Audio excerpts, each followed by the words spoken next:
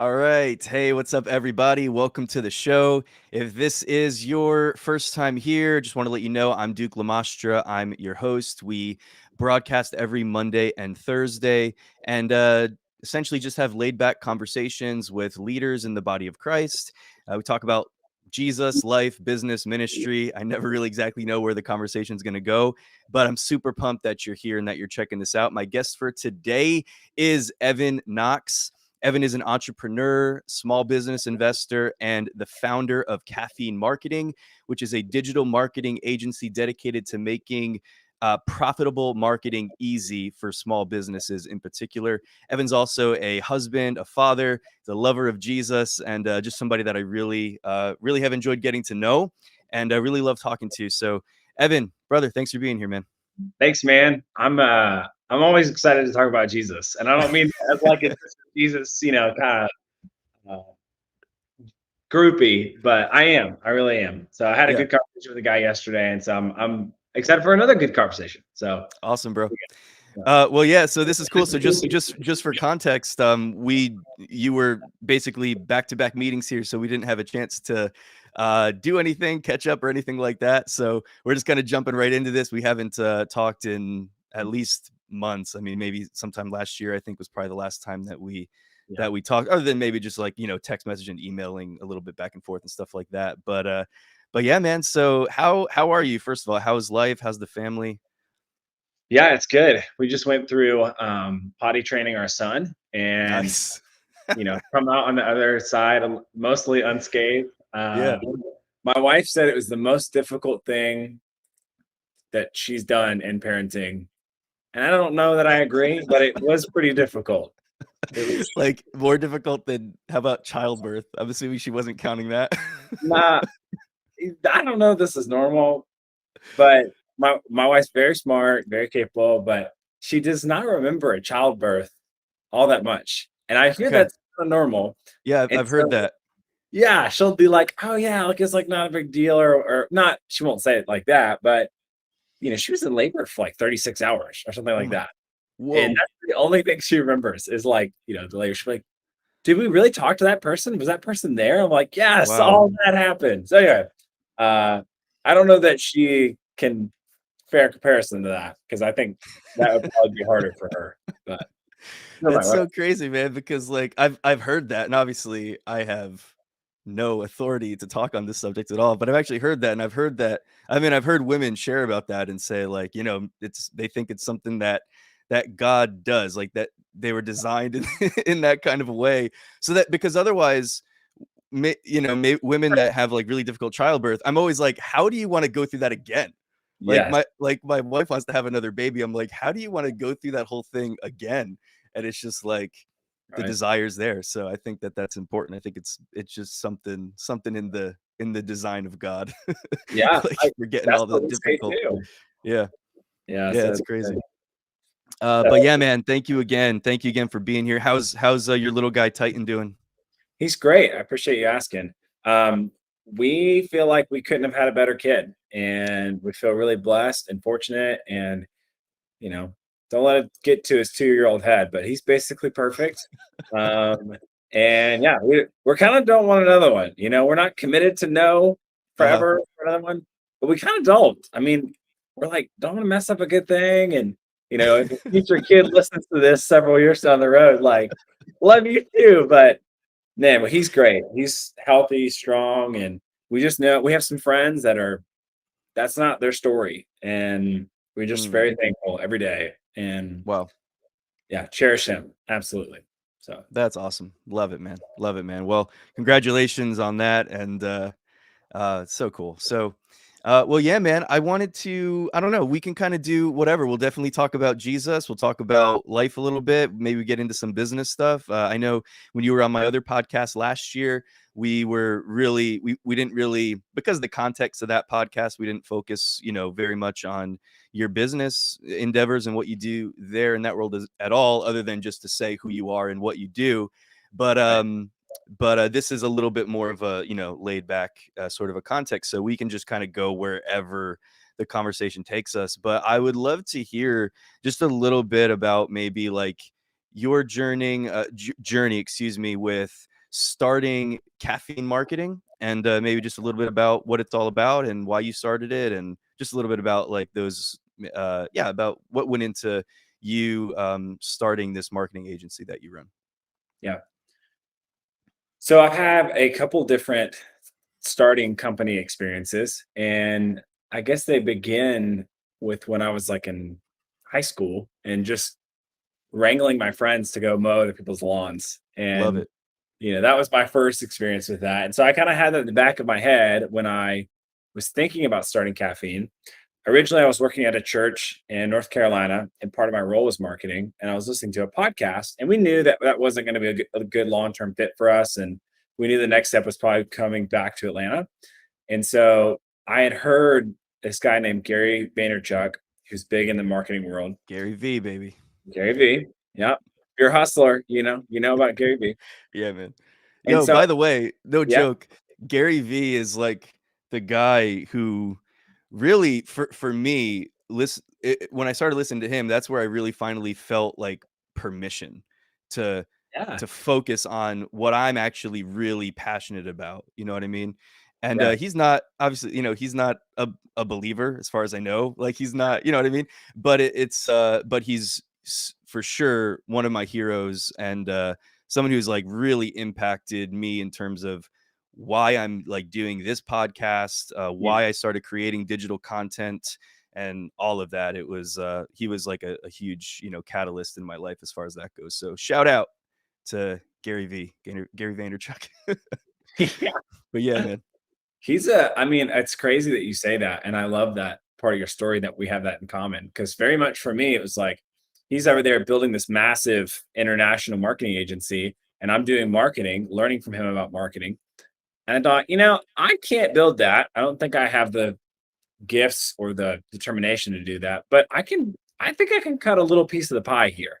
And I think there's enough for me. So when we moved down to Atlanta, I kind of didn't want to do it because I knew how much work it was. And I thought about how Mm, much work it was just for, that high school stuff that I did, right? It yeah, was so much work and so much effort to acquire clients, to talk to clients, and to manage people.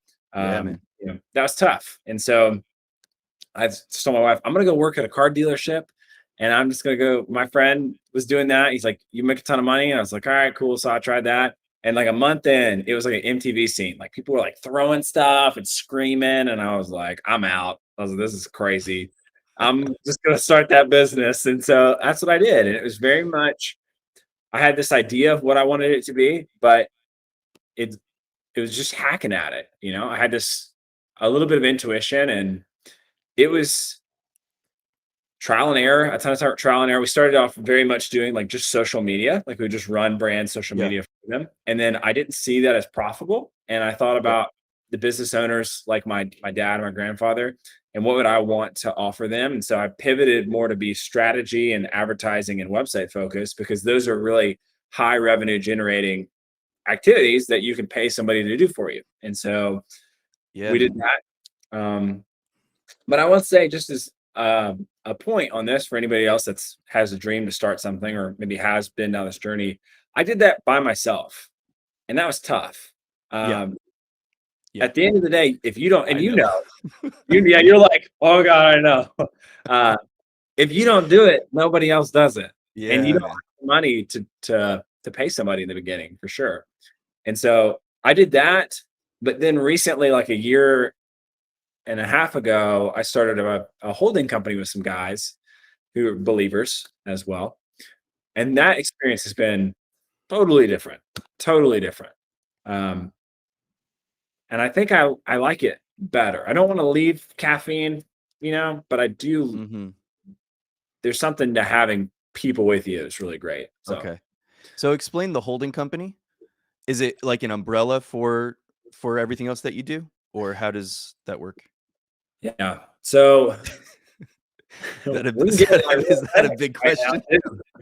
Yeah, so it's a Is that a multi-member complicated question? LLC. Um, it's it's just basically a legal agreement that we're multi-member LLC partners, right? So we have this business, and then that business goes in and buys other businesses or it acquires parts of a business. And our whole Okay. model is that we acquire, grow, and sell online businesses. So that can be e-commerce, that can be software, that can be service-based. Doesn't really matter.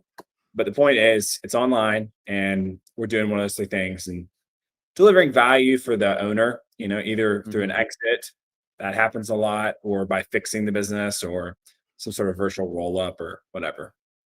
Awesome. And so is that basically you guys sort of coming alongside a business that are you traditionally partnering with somebody who's having trouble growing their business and you're coming alongside to help them grow it and expand further, or what's the I guess like a average client for you guys? What does that look like? Right. There's generally two types of clients. One is the one who's struggling to grow, and they need a strategic partner to help them get to that next level. And they're not struggling in the aspect of like they're losing money going down. We don't do turnaround management. And so, but what we do is that we do help people who've hit that plateau and they know their company could be infinitely more valuable at a Okay. potential exit. We're going to help them turn their company around in order to reach those new levels to make a ton of more money at exit. So that's That, half.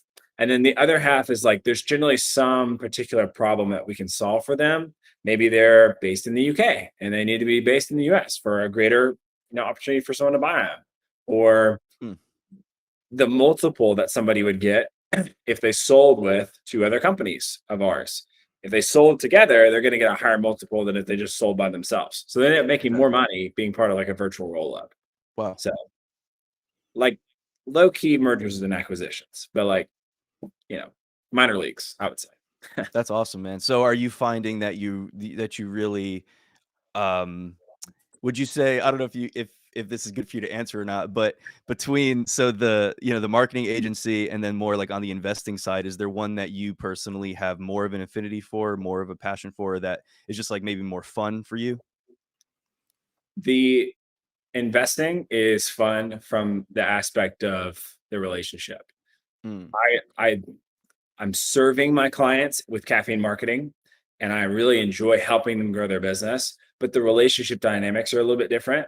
There's we're an agency, and at the end of the day, we're a expense item on their, P&L. And so yeah. sometimes, not sometimes, they have to justify, we have to be justifiable on that expense every single month. So we have to be making them enough money to justify that where should be, they should pay us. Mhm. Sometimes that uh, decision to keep us on or not keep us on is totally rational. Like, oh yeah, cool, yeah, it makes sense. We're getting awesome results from them. Let's keep paying them, or it's not a good fit, whatever. Okay. But sometimes it's not.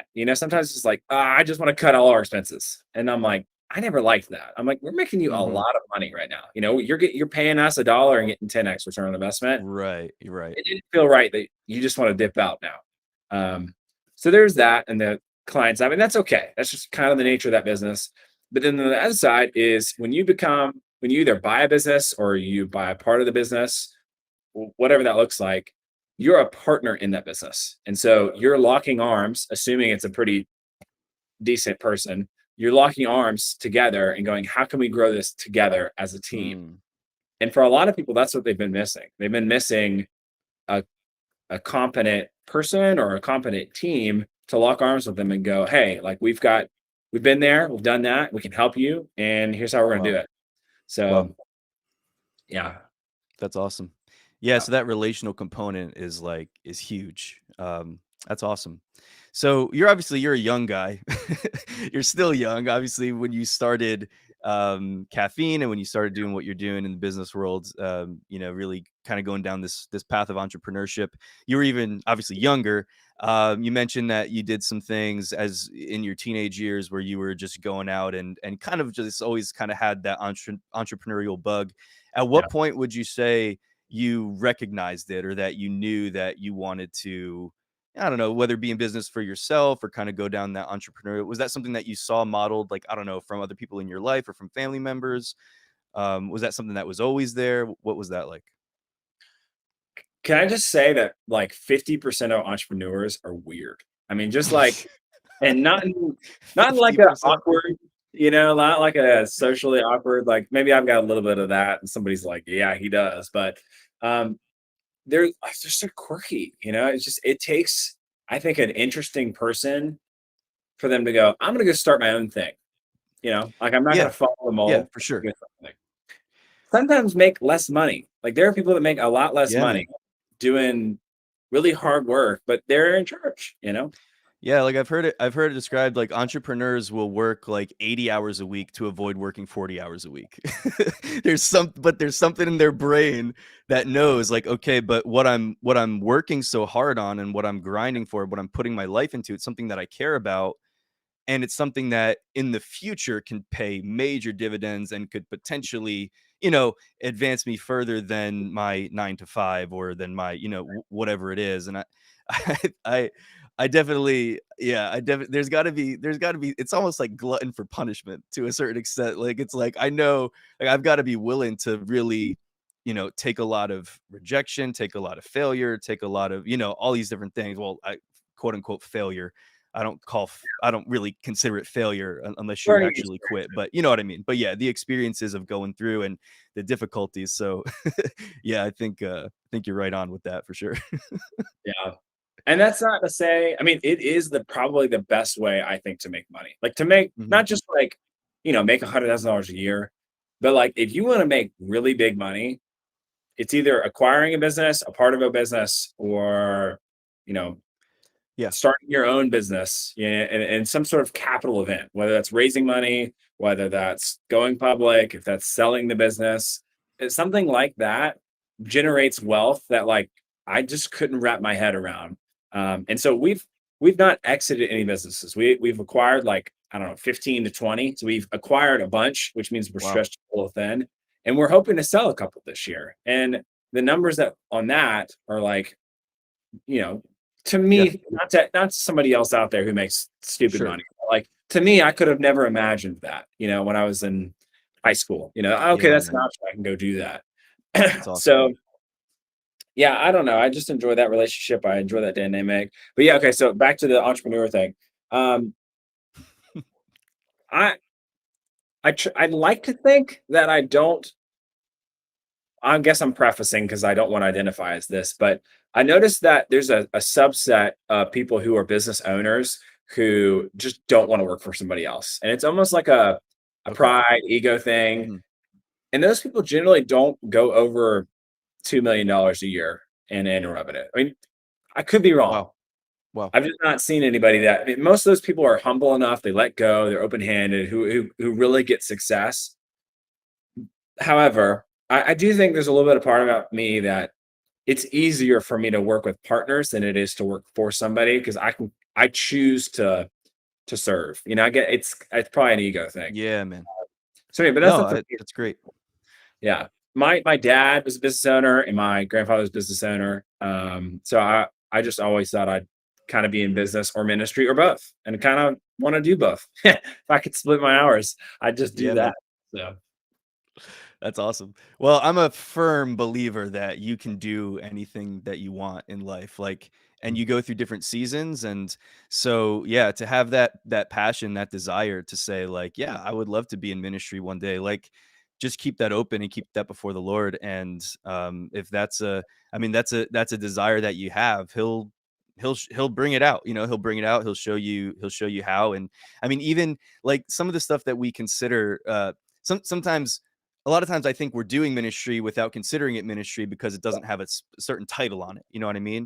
But like even in terms of being able to come alongside of other people and teach them, I think that a big aspect of ministry, something that we do in our church, is we'll teach people about entrepreneurship, and we'll teach people how to start businesses, and we'll teach people how to go after their passions and stuff like that. And so I think all of that, man, can really just kind of flow together and work together and form itself into something like maybe in the future, but that right now it would be hard to like put a bow on it and say, this is what I'm going to be doing in 5 years. But, yeah. God is so creative and he's so much bigger than we are that like he's able to take all of our experiences and the things that we go through and then ultimately create our we can call it destiny, which he's already, he's already got that all set. But Yeah. we're just kind of going, by step and trusting him.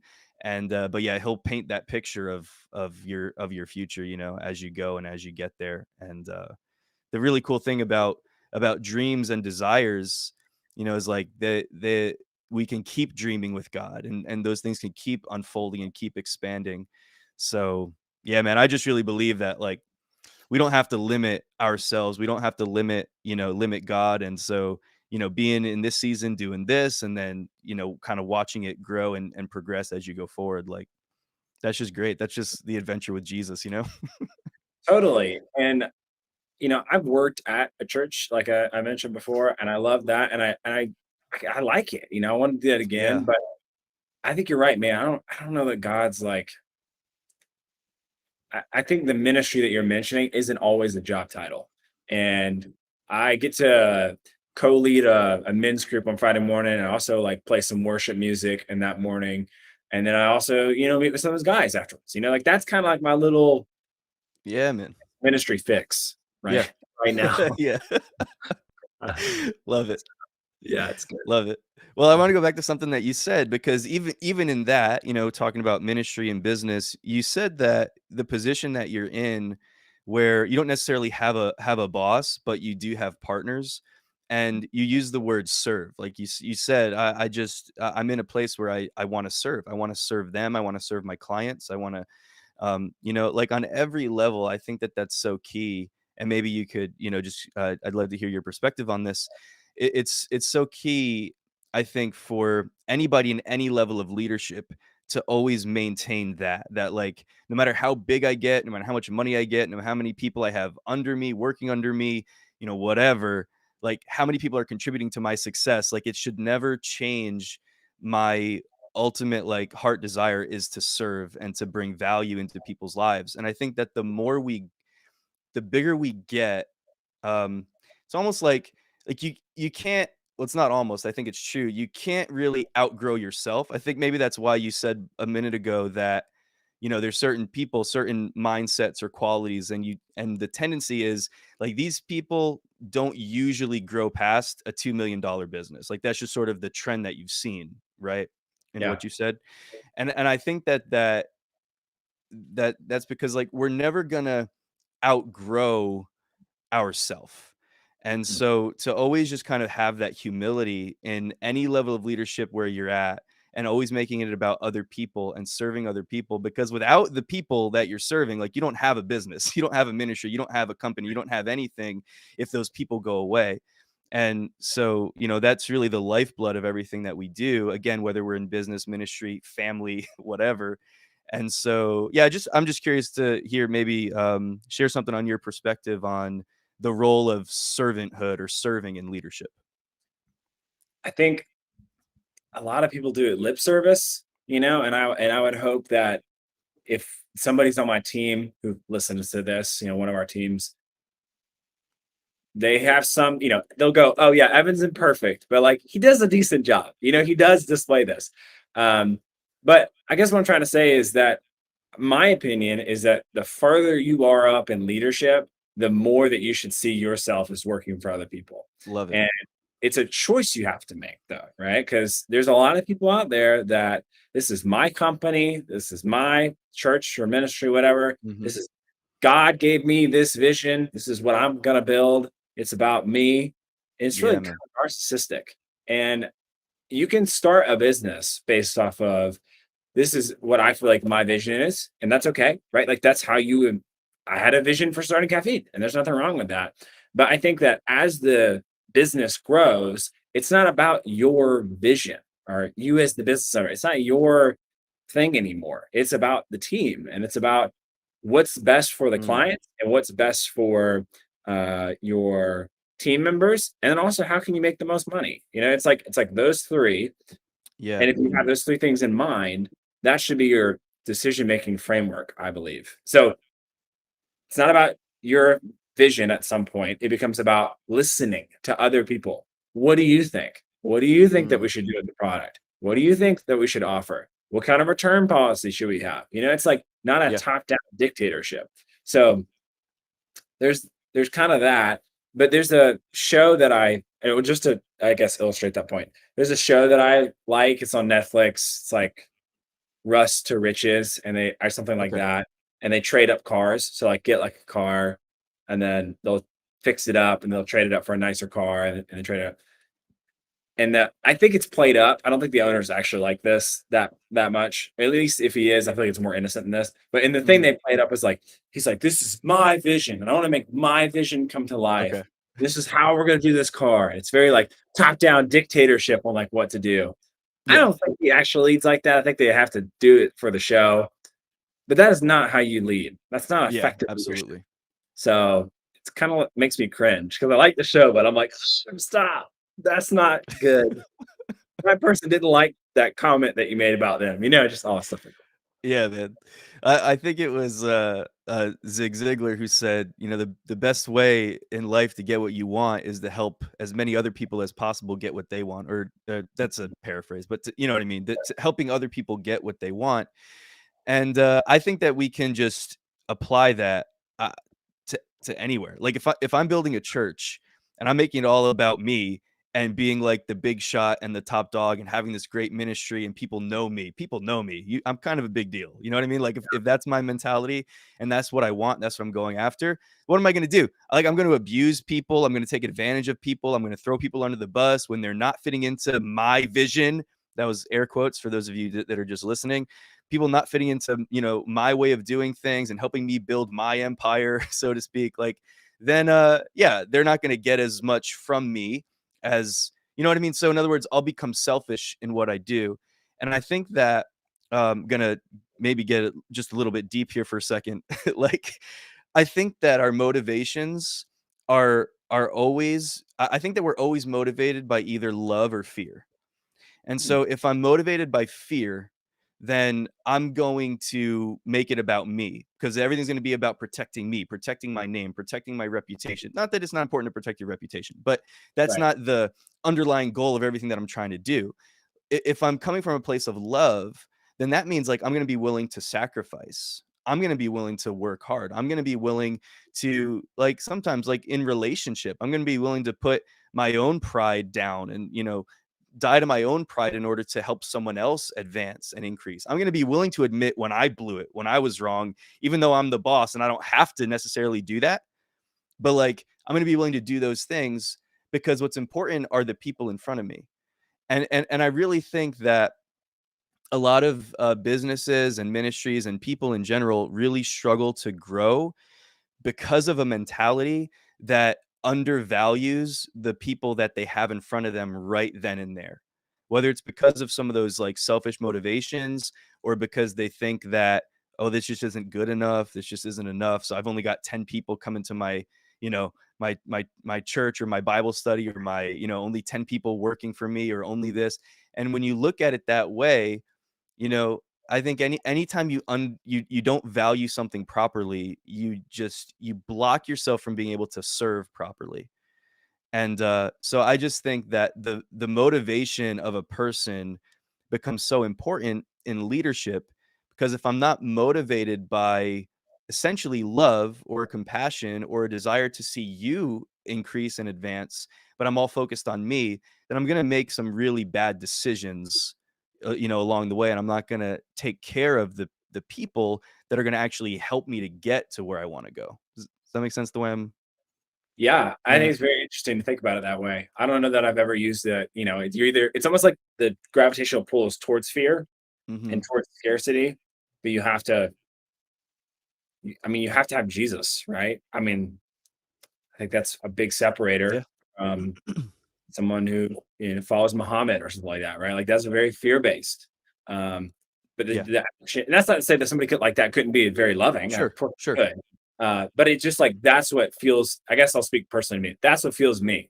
Is Yeah. like I want to treat people the way that I like that God has treated us, right? Um, yeah, and it sometimes it can be difficult, right, to navigate a decision because you have to look at short-term or long-term pain for a Mhm. company, right? You gotta let somebody go. True. That's a tricky one, right? It's like, do I just not believe that God's gonna provide enough income for us to do this? It's like, yeah, Mhm. maybe, but this might be the most loving thing for me to do for all the rest of the sheep, Wow. on Yeah. this thing here. So all of it's a dichotomy, I believe. Yeah, Yeah. man. Yeah, that's really good. By the way, caffeine is a super cool name. What what went into Mm. that? What was your thought process there? And I need a better story, but I originally started under a different name that had my last name in it, and I hated that, and I hated it for like a year. And I just kept thinking, man, what's this new name gonna be? And one morning, I was sipping my coffee, and I thought, man, entrepreneurs are always drinking coffee. Like this is such a hustle thing, because like Yeah. it is Yeah. caffeine, hustling, all that stuff. And I thought that's the people that we serve, are those that are getting after it, that are Yeah, man. hands in the dirt, making it happen. Those are the kind of business owners that we serve. So that's why I call it caffeine marketing. Well, I can't relate to that at all. Yeah, he's sipping some coffee. Yeah. What an As I'm audio, so right? Like Yeah. into the mic. I love it. Yeah. So, yeah, that's super cool. What was the question? Yeah. Oh no. So I was gonna ask you, just because I don't want to forget. I don't. Well, I know we're probably going to be up against the clock at the end. So, just in case, like, where could people go to find out about caffeine marketing? What you guys do? We could even talk about some of the resources that you guys provide. Some free resources, free resources there that are super cool as well. But just where would you point to someone who's interested in either connecting with you further or more information? Yeah. So you can go to caffeine.marketing. There's no .com, just caffeine.marketing. There's a free guide on how to build a sales funnel. If you're in the marketing world, and that's Yeah. appealing to you. If you're not, all good. If you want to connect with me, you can go to evanknox.com, and that would be cool too. Um, Duke, what would you say around the desire to build wealth? How would you feel like that relates to your love and fear motivation? How do you feel like that connects? For me to build wealth, like personally, Yeah, I mean, where kind do of you thing. feel like some people land? Like, for instance, I know Hmm. that something that I call a shadow, so something that is, I guess, a part of my growing up and that I feel, but I have to keep in check, is I have a little bit in the back of my head that goes, "Yeah, you may not have enough," right? Okay. And that comes from, quite honestly, that comes from when my dad became a narcotic or relapsed or whatever, and Mm. we lost everything. And so I went from being Wow. like, you know, country club clique kid to Mm. credit card bouncing and everything Yeah. being foreclosed on. And it was very scary. So Mm. I've had to think through that and obviously know that God's going to take care of us. I don't want to live in fear, all that stuff. Yeah, But for man. me personally, I can kind of, when I feel lazy, when I'm just like, oh, it's the afternoon, I'm tired, I don't want to do anything. Yeah. That can be motivating to me because I'm like, I want to have, I can kind of tap into it, if that makes sense. Okay. So I would be interested, and I'm not saying that that's right or wrong. Um, But how do you feel like, what's the motivation you feel like people can create wealth? Like, what's the justification for creating wealth? Why even try to make money if you're Yeah. with love? Yeah, well, I think that for sure, like in the church world, in the ministry world, I think that we have a really wrong concept of it sometimes. The thing is, like, there's been this whole thing, and I don't know if you're familiar with this terminology, but like the prosperity gospel.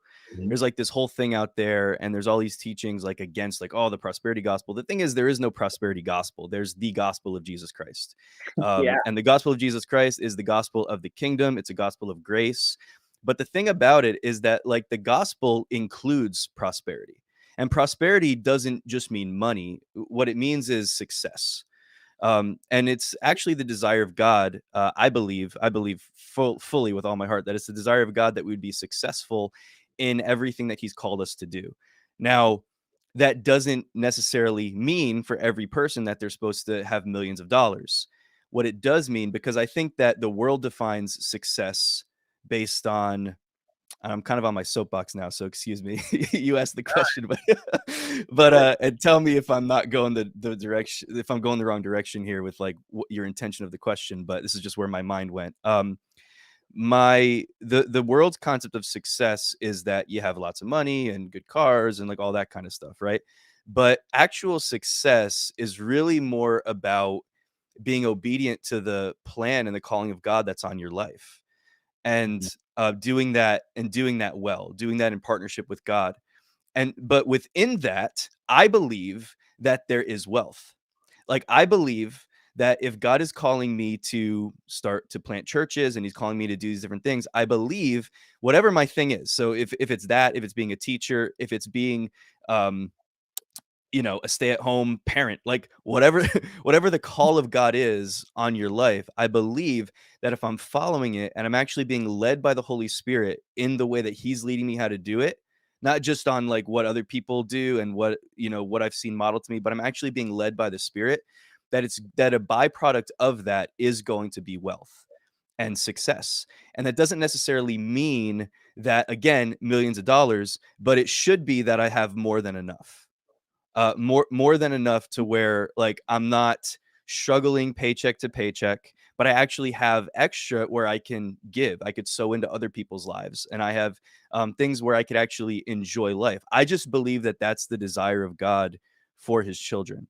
I know that I would get pushback from certain people, like in the religious community, about that kind of a thing.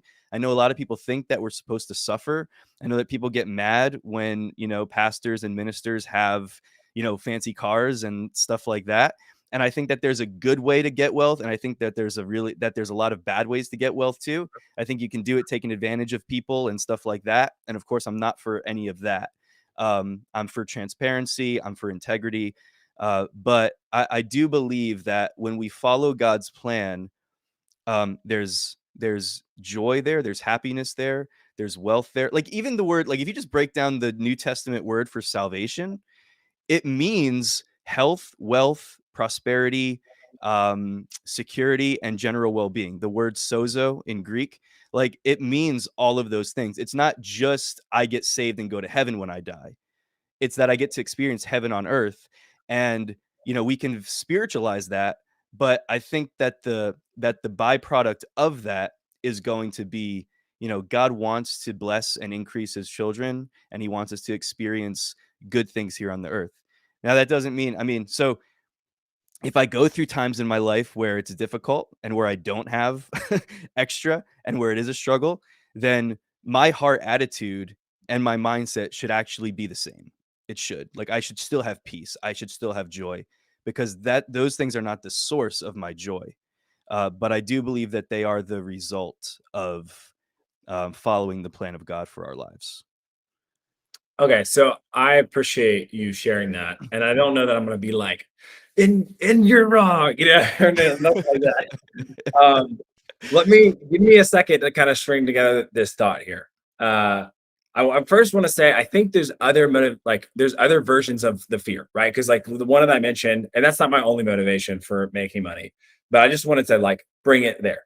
Yeah. I think other people want to make money because they fear what people think about them, and if they don't make enough money, then they can't run with the Joneses or whatever. Yeah. And they care about what people think, which is fear. So I think there's kind of that aspect of it. Um, I also I think that I personally see the assets that God has given me, financial assets, business entities, all that stuff, as they're not mine. Like I'm a Right. freaking manager, and Right. I just I get some benefits, to use at my discretion within the Father's will, like as long as the Holy Spirit's not like checking me and it's all good, and I can reap some of that reward, right? Yeah. But I do think so. I would say all the wealth is not our wealth; it's God's, Oh right? yeah. So Yeah. financials, right? So we're just managing whatever assets He has.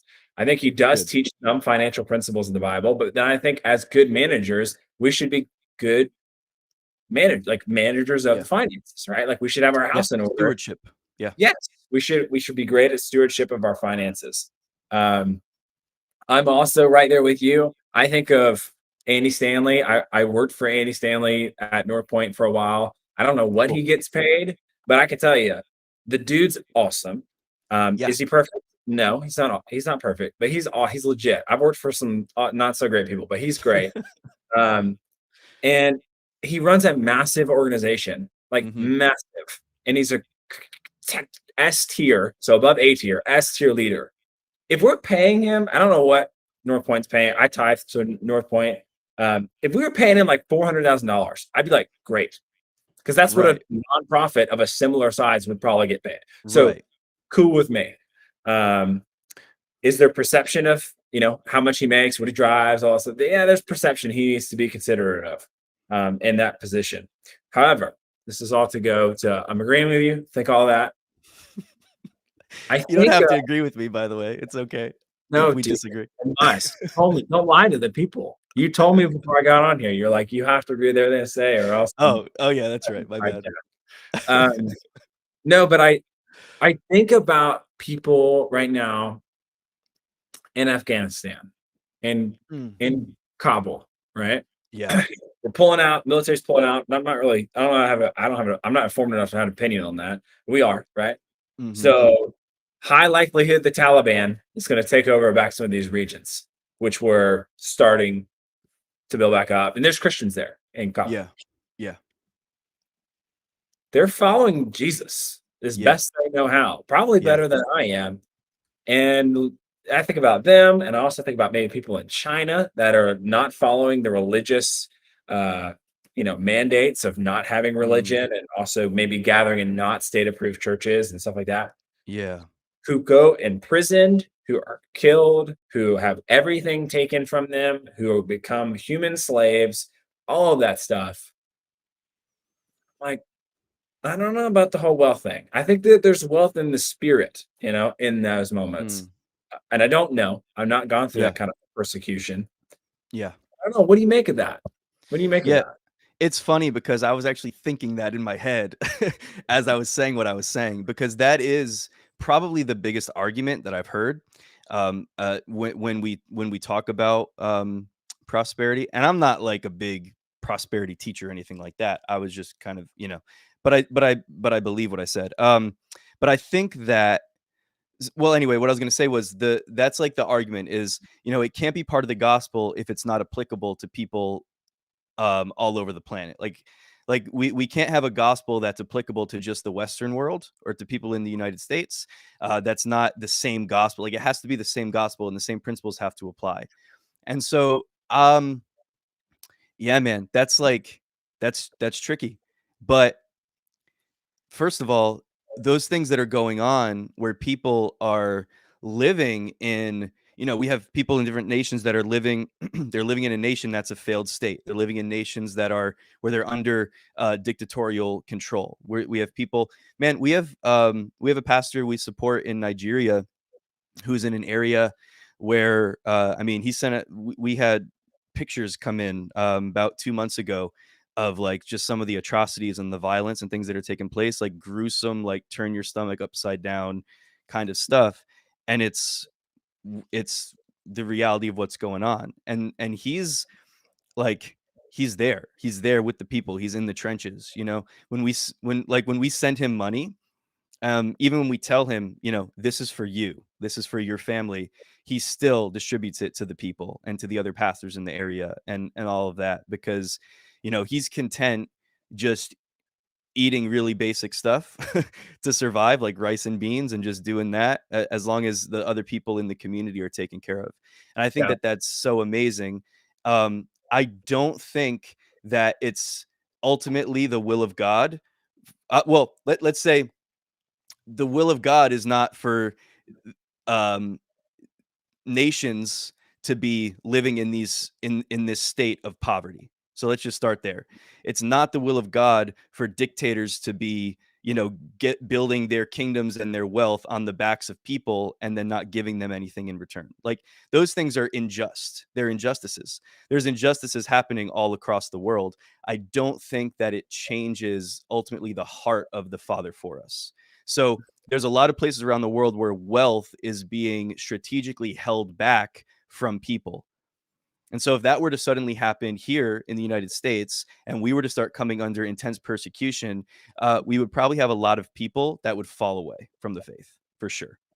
Because a lot of people, I think when we learn how to thrive just in comfort, then when difficulty comes, when persecution comes, then if our faith is not solidified, I think that there's a tendency for a lot of people to fall away when that happens, right?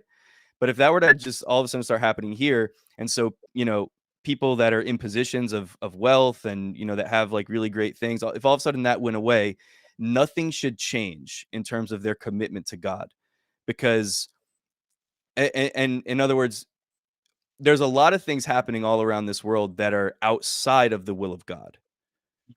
Um, and I think that if we find ourselves in those situations, we keep serving him and loving him and honoring him the best that we can with what we have. So you may be in a land where there's not a whole lot of resource available to you, but I just think that, yeah. So again, like I think, because even looking at what Paul says, I've discovered in whatever state that I'm in life to be content. I think if Jesus is always our focus, no matter where we are, and I don't even know if I'm answering your question or not. I'm just kind of thinking through this. You know what I mean? I'm just kind of thinking through it with you, because it is a kind of a challenging question, at least for me, Yeah. to answer. But Yeah. I mean, God only, I don't know, God only. I don't want to say God only anything, but my understanding is that God wants what's best for us and what's going to glorify him most. yeah, Right? And is that yeah, for some people, is that, financial resources? Sure. But some others, it might even be like a thing. Like it might just be yeah, might just be life. It might hmm not have anything to do with the blessing of financial wealth or not. Um, yeah, I don't know, but I do think that there's something to, like, it's a good thing. And here's the deal. In James, it talks about God being the Father of lights, and he is the giver of every good and perfect gift. So if wealth is a gift, it's from God. yeah, Uh, is that a guarantee? I think that's my question. Like, I don't mm, think it's a guarantee. I think, does he want a good thing for us? Yeah, yeah, yeah, totally. yeah, yeah, yeah, yeah, Does he guarantee it? No, I don't think yeah, it's guaranteed. yeah, There's a lot of guarantees from God. yeah, He gives us some really yeah, awesome guarantees. I'm not sure of the guarantee. yeah. That's the way. Yeah, and for sure, it shouldn't be like that shouldn't be your ultimate goal. Like, it shouldn't be your goal to, like, "I'm gonna follow God so that I can have this. I'm gonna Right. follow God so that I can do," like, that shouldn't be the goal at all. Um, but I but yeah, Capital and I one and I again? also don't think yeah, go ahead. Okay. Uh, so I'm pretty far right and also libertarian. So I'm kind of like, go capitalism, go Uh-huh. America. Like my Yeah. golf clubs have America on them. However, I wonder if there's part of us that assumes that, like, capitalism is like what God wants. You know what I Mm. mean? Like, I think, and I'm not saying I agree or disagree, and I'm saying that that's what you're saying, but I think that there's part of us that just assumes, like, yeah, like under this economic system, this is what that's how you build wealth, significantly. So I don't know. I guess I'm not trying to like tee up, like, do you think that God wills capitalism and democracy? But like, maybe, like, is that what you think? No. I mean, I don't. I mean, that wasn't so when you say capitalism, do you mean like, um I don't think here's one of the things that really bothered me over this past year specifically was Okay. it really seemed to me, and I know we're running out of time here. This is like a bad time to get into this. You'll have to come back, but this past year, how with the elections and everything that was going on, it really Yeah. seemed to me that a lot of particularly the evangelical church really started to look at the United and no one articulated this. This was just like sort of my perception, looking at the United States of America as sort of like like the Old Testament nation of Israel kind of thing. Like, this is Yeah. God's chosen people. And I'm like, no, like, you're not really reading into this the right way. Like, our allegiance is to Jesus. Our allegiance is not Right. to a political party. I don't have any problem with having political affiliations and having a candidate that you back and having a strong voice. I have no problem with any of that. I have no problem. I think we need more believers in politics and all of that. But I just think that our ultimate allegiance is always to him. And so whatever happens in my life, I think that he can use anything, that he can work through anything. I think that he can bring, I mean, the Bible was clear with, I always forget if it was Isaac or Jacob. I'm not going to take the time to try to figure that out in my mind right now, but that he sowed in the land of famine and reaped a harvest in that same year, like in conditions that were impossible for what he was going after. He sowed in obedience, and in that same year reaped a harvest. That shouldn't have happened. So there's even times where like God will be in the midst of conditions that don't make sense for us to be increasing and advancing. And again, this isn't like about a dollar amount. This isn't about being Sure. millionaires. Like this isn't about anything like that. I just think that even in really potentially negative or even horrifying, difficult circumstances, that God is able to still demonstrate his goodness in really, practical and tangible ways. And I just think, there is for sure spiritual blessing, and there's spiritual advancement, and all of that. That's really, really important. I just think that sometimes we have a tendency to over spiritualize things and miss out on some of the like practical stuff that God wants to do in our Mhm. lives. I don't know. Yeah. Yeah. So It might be a I don't good place to stop. know. ah, I yeah, don't man.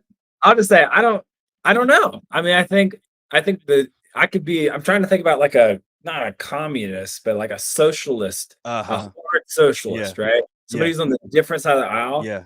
who also is following Jesus. Yeah. I'm like, like, Yeah, man. but I think here's the deal. I think we have the same desire, right? We Yeah. desire what's best for like humankind, Yeah. and that's what we want, right? So that's how God treated us. He gave us what's best. We want to give other people what's best. Yeah, man. That's just a different how I'm going about that. Um, we could disagree on the how, as long as we Yeah. agree on the Yeah. who. You know, And I really pray that nothing that I said, I would never want to belittle, or undermine, or yeah, belittle anything that anybody is going through. I right? mean, obviously there's people around the world like that are yeah, that would kill for some of the problems that we have. You know what I mean? Like the Yes, things that we complain about in our level of comfort and stuff like that we have here, even when we're not super well off.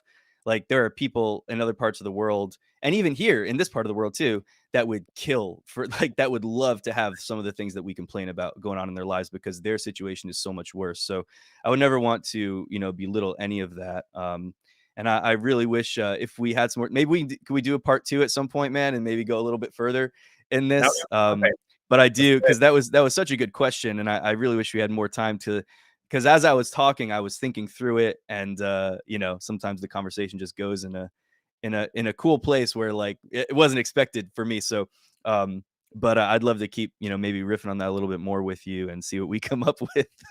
Yeah, I don't think we've got definitive answers anyway, but you know what I no, mean. Just kind of talking through it is cool, and I think it's hopefully it's valuable to somebody. totally.